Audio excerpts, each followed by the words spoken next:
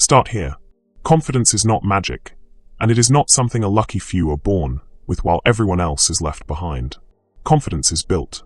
Slowly, quietly, repeatedly. It grows through evidence, not wishes. It grows when you keep a promise to yourself, when you survive a hard day without quitting, when you do the thing you were afraid to do, and when you learn that discomfort is not danger. If you have been feeling small, uncertain, delayed, or stuck, this message is not here to flatter you. It is here to rebuild you. Because the science of confidence is simple in one sense and demanding in another. Your mind believes what it repeatedly sees you do. Your nervous system learns what you repeatedly survive. Your identity follows the patterns you repeatedly practice. That means confidence is not a mystery. It is a result, and results can be trained. Most people think confidence begins in the mind as a feeling. They wait to feel ready. They wait to feel brave. They wait to feel strong. But the truth is more practical. Feeling ready usually comes after action, not before it. When you act in the face of fear, you teach your brain that fear does not control the outcome. When you repeat that process often enough, your body stops panicking so quickly. Your thoughts become less dramatic. Your reactions become steadier. You begin to trust yourself because you have evidence. That evidence is the foundation. Not a speech, not a mood, not a compliment. Evidence. If you want confidence that lasts, you must become someone who builds evidence every day. Start with small wins. Clean the space. Finish the task. Send the message. Wake up on time. Keep your word. Study for the hour. Walk the block. Make the call. Every small victory tells your mind, I do what I say. And when that sentence becomes believable, confidence starts to rise naturally. The first principle in the science of building confidence is this. Confidence follows competence. The more capable you become, the more believable you become to yourself. Capability does not mean perfection. It means you are more prepared than you were before. It means you know how to handle more than you used to handle. It means you have repeated a skill enough times that your fear is no longer the loudest voice in the room. This is why practice matters so much. Practice gives your mind a map. It tells your brain, we have done this before. Familiarity lowers panic. Familiarity creates calm. Familiarity makes action easier. If you want to feel more confident speaking, speak more. If you want to feel more confident writing, write more. If you want to feel more confident in your work, do the work more often and more honestly. Confidence is not abstract. It is practical. It grows out of repetition. So stop asking how to feel confident and start asking how to become more competent. The answer is always the same. Do the thing, then do it again. Then do it with slightly better focus. Then do it under slightly harder conditions. That is how the nervous system learns strength. The second principle is this. Your inner voice is training your confidence every single day. You're always talking to yourself. Sometimes gently, sometimes harshly, sometimes clearly, sometimes in fragments. But the conversation is always happening. And what you repeat becomes familiar. If you keep saying, I always mess things up, your brain learns a pattern of failure before the day even begins. If you keep saying, I am behind, your body moves as if it is already defeated. If you keep saying, I am not the kind of person who can change, you are feeding your mind a lie that will keep you small. But the reverse is also true. If you say, I am learning, your mind softens. If you say, I can improve, your mind opens. If you say, I have handled hard things before, your body remembers strength. The science here is not complicated. Repetition shapes belief. Belief shapes behavior. Behavior shapes identity. That means your words are not harmless. They are instructions. So speak like your future matters. Speak with honesty, but do not speak with cruelty. Correction is useful. Humiliation is not. Tell yourself the truth in a way that builds movement. Tell yourself, this is hard, but I can take the next step. That kind of language trains confidence better than empty hype ever could. The third principle is that confidence grows through exposure to discomfort, not avoidance of it. Avoidance feels safe for a moment, but it teaches your brain that discomfort is dangerous. Over time, that belief becomes a cage. You stop taking risks. You stop trying new things. You start shrinking your life to fit your fear. Exposure changes that. Exposure means you slowly, honestly, and repeatedly face what once intimidated you. You do not need to leap into the deepest water on day one. You only need to step closer than you did yesterday. You speak up once, then again. You submit one application, then another. You practice one conversation, then one more. You post the work. You ask the question. You show up to the room. Every controlled exposure tells your nervous system, we can survive this. And after enough survival, fear loses some of its power. This is why growth can feel uncomfortable before it feels empowering. Your comfort zone is not always your safe zone. Sometimes it is just the place where you have become used to doubting yourself. The science of confidence says you expand by tolerating small doses of discomfort with discipline. That is how bravery is trained. Not by waiting for fear to vanish, but by learning to act while fear is still present. The fourth principle is that confidence is strengthened by body language and physical state. Your body and your mind are connected in ways people often underestimate. When you collapse physically, your mind often follows. When you breathe shallowly, move slowly, and stare at the floor like you have already lost, your emotional state usually drops too. But when you stand upright, breathe deeply, look ahead, and move with intention, your mind receives a different message. It begins to feel more capable because the body is signaling strength. This is not pretending. It is preparation. It is telling your system that you are ready to lead yourself instead of surrendering to panic. Walk like you are allowed to be here. Sit like your future matters. Speak clearly enough to hear yourself. Take a slower breath before you react. None of this makes you fake. It makes you regulated. And a regulated person handles life better than a frantic one. You do not have to become a performer. You only have to become aligned. The body can help train the brain. Posture, breath, movement, and routine all send signals that shape the inner experience. So if your confidence is low, do not only look inward. Look at how you are carrying yourself. Sometimes strength begins in the shoulders, the breath, and the pace of your steps. The fifth principle is that confidence needs proof, not promises. Promises feel good in the moment, but proof changes the mind. Proof is what happens when you finish what you start. Proof is what happens when you keep working after the excitement fades. Proof is what happens when you resist the urge to quit at the first sign of difficulty. A person who only makes promises but never collects proof will always feel shaky inside. But a person who builds a track record starts to believe. Track record matters because the brain trusts history. If you have a history of quitting, your confidence will be thin. If you have a history of showing up, your confidence will grow sturdier. That is why the smallest repeated actions matter so much. They become evidence. One page written each day becomes evidence that you are a writer. One workout done consistently becomes evidence that you can care for your body.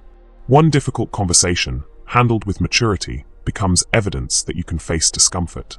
1 hour of focused work becomes evidence that you can stay with a task. The more evidence you collect, the less room fear has to invent stories about your weakness. Confidence is not built by thinking about doing. It is built by doing enough that your own mind cannot argue with the results. The sixth principle is that confidence grows in environments that support growth. Your surroundings matter. The people around you matter. The inputs you consume matter. The music, the conversations, the content, the rooms, the routines, all of it shapes how your mind feels and what your brain expects. If you keep feeding your life with noise, comparison, laziness, criticism, and chaos, confidence will struggle to take root. But if you create a setting that encourages effort, learning, order, and peace, your confidence has a better chance to grow. That does not mean you need a perfect environment. It means you need a better one than the habits that are currently weakening you. Put reminders in front of you. Remove obvious distractions. Spend more time with people who build you, not people who mock your growth. Choose environments where progress feels normal. The brain adapts to repetition, and the environment helps set the repetition. That means a cleaner space can support a clearer mind. A focused morning can support a stronger afternoon. A supportive circle can support a stronger identity. The science is practical here too. Your brain is constantly reading signals from around you. If the signals say we drift, confidence drifts. If the signals say we build, confidence builds. Shape your environment like your future depends on it, because in many ways it does. The seventh principle is that confidence and resilience feed each other. Resilience is the ability to recover after stress, setbacks, rejection, and failure. Confidence is the belief that you can handle what comes next. When you recover well, your confidence rises. When confidence rises, you recover faster. That is the cycle. This means failure is not the opposite of confidence. Often, failure is the training ground for confidence. The person who never fails may never learn how strong they really are. The person who fails and returns learns that mistakes are survivable. They learn that embarrassment is not death. They learn that a bad result is information, not a verdict. Over time, that changes how they enter future challenges. They are not careless, but they are less shattered by disappointment. They know recovery is possible because they have done it before. That is powerful. So do not treat every setback as proof that you are not built for success. Treat it as another chance to practice returning. The return is where confidence deepens. The return is where resilience becomes visible. The return is where the mind learns. We were hurt, but we are still here. That lesson is worth more than a flawless record.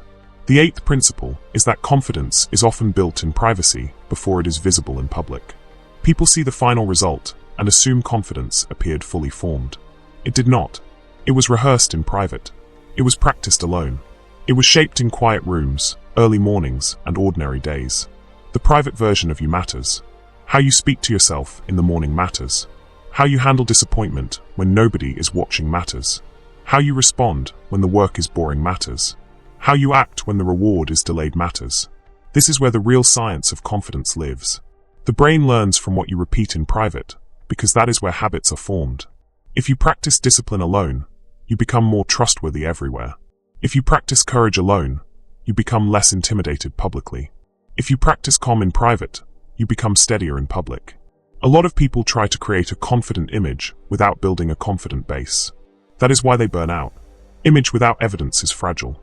But quiet repetition creates a solid foundation. So keep your private habits strong. Keep your private promises. Keep your private standards.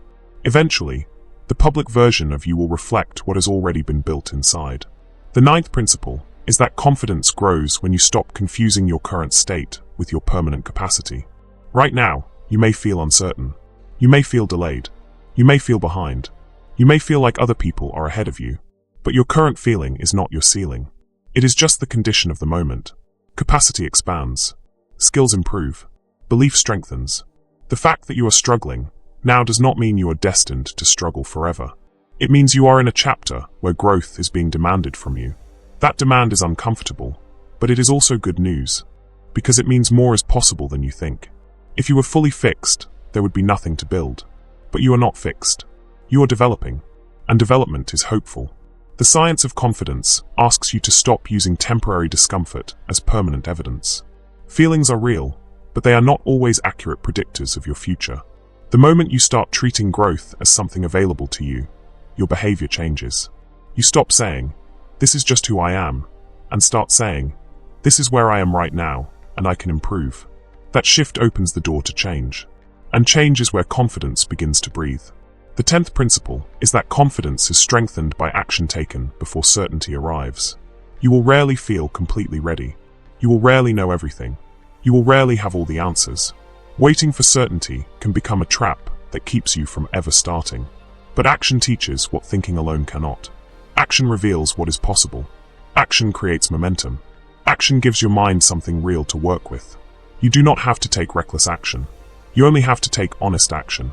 One step, then the next email, the next workout, the next practice session, the next conversation, the next page, the next task.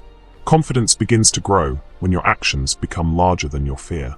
Not because fear disappears, but because your movement becomes louder than your hesitation. That is the shift. The brain starts to notice a new pattern. We move even when unsure.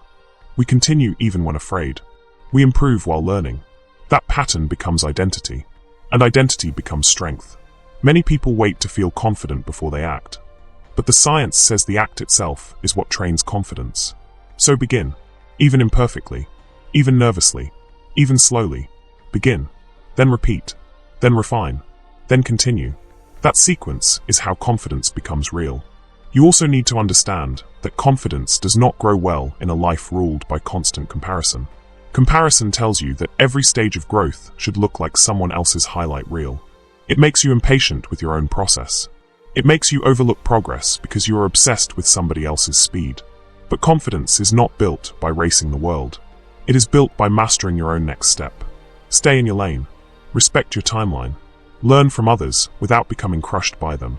When you compare too much, you stop seeing the evidence in your own life. You forget the things you have already survived. You forget the ways you have already improved. You forget the strength already forming in you. But confidence grows when you notice your own progress. Notice the conversation you handled better. Notice the task you once avoided and now complete. Notice the fear you once obeyed and now question. Those are real markers of change. They matter.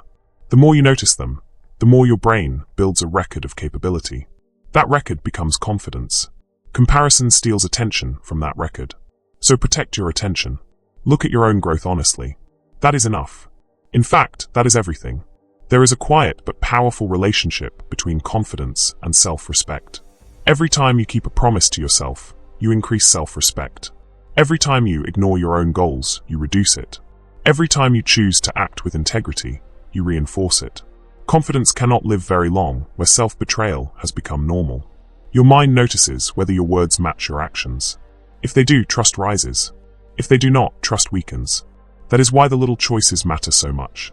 They are not little to your brain. They are votes. Votes for discipline. Votes for growth. Votes for identity. If you want confidence, stop making yourself a stranger to yourself. Become someone you can count on. Start small if necessary. Keep the promise. Do the thing. Finish the task. Rest with purpose. Return with commitment.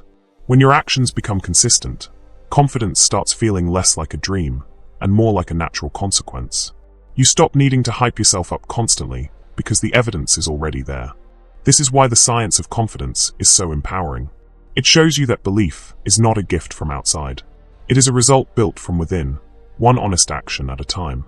The 11th principle is that confidence grows when you learn to survive discomfort without making it mean something terrible. Discomfort is not always a warning sign. Sometimes it is the feeling of growth.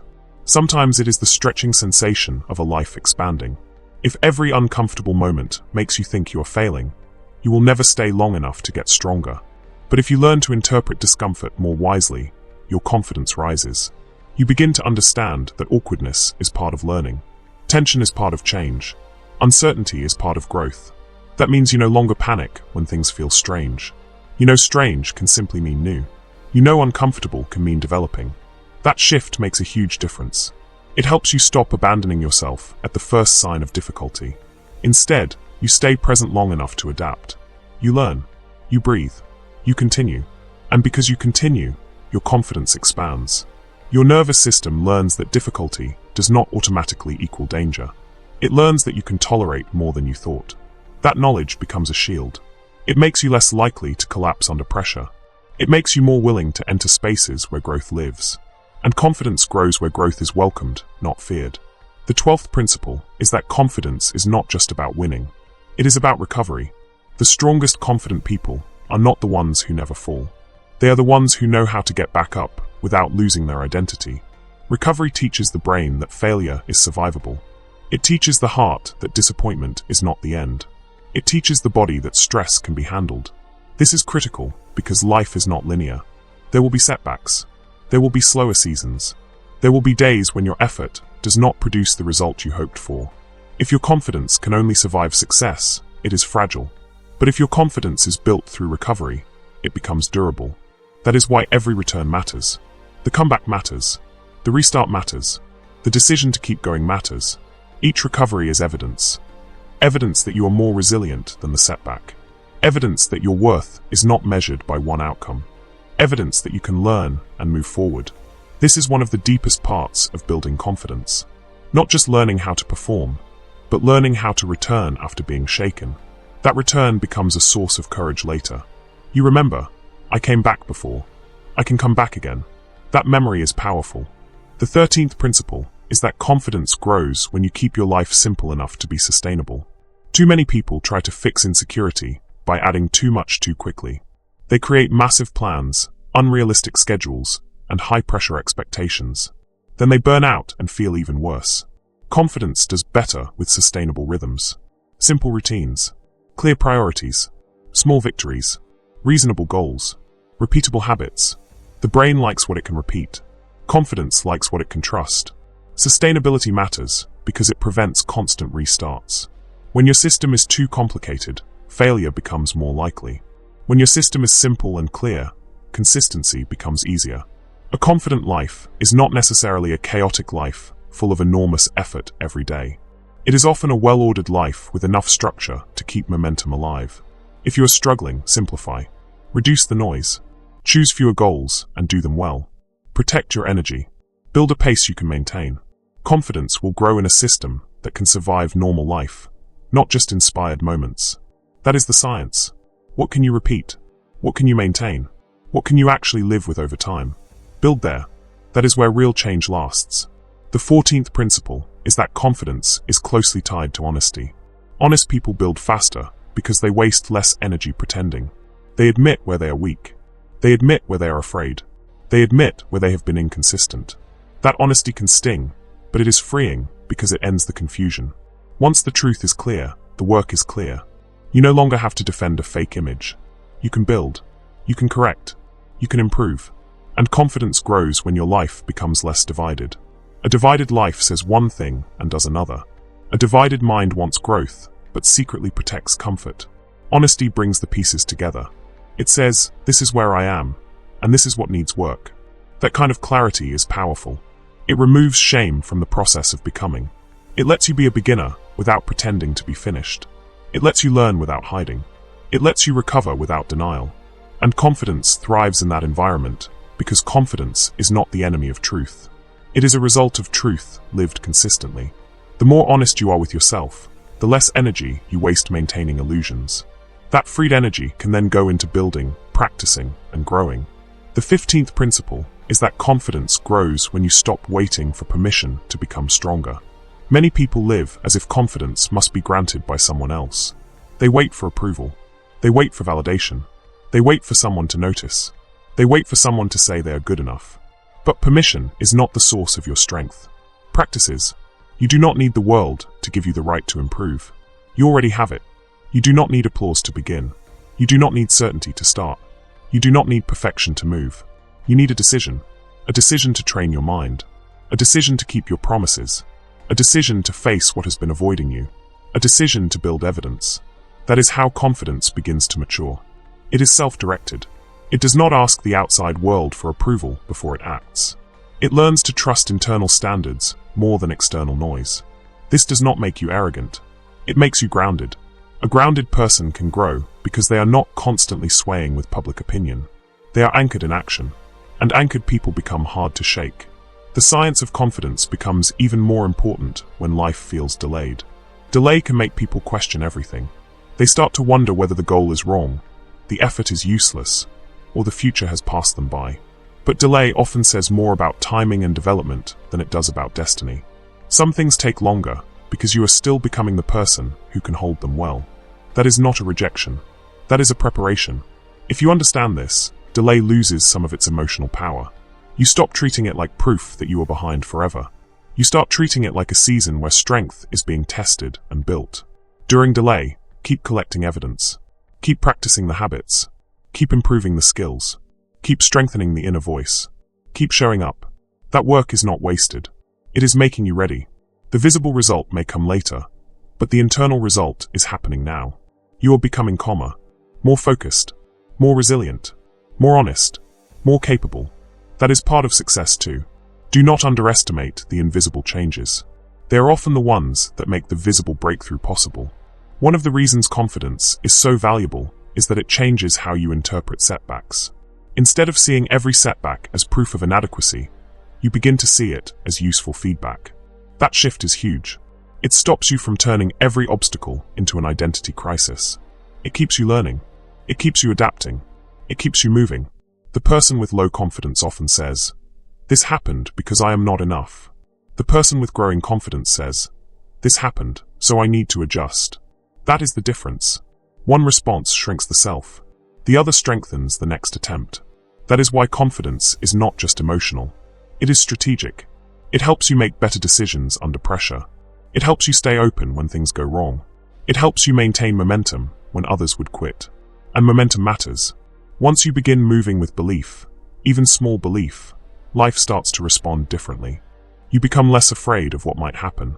You become more willing to engage with what is in front of you. That engagement is where success begins to take shape. Not in fantasy, in honest action supported by earned belief. So what is the science of building confidence in one clear sentence? It is this. Confidence grows when repeated action creates evidence for a mind that used to doubt itself. That is the core. Evidence. repetition, action, trust, exposure, recovery, honesty, simplicity, discipline. These are the ingredients. None of them are glamorous by themselves, but together, they build a life that feels stronger from the inside out. If you keep returning to this process, confidence stops being a dream and becomes a skill. And skills can be improved. That should give you hope. You are not waiting on a personality transplant. You are learning a system. You are learning how to think, act, and recover in ways that make trust possible. Trust in yourself. Trust in your effort. Trust in your ability to handle what comes next. That trust is not automatic. It is earned. But once earned, it gives you a different kind of freedom. You stop standing on the edge of your own life and start participating in it fully. That is where confidence truly begins.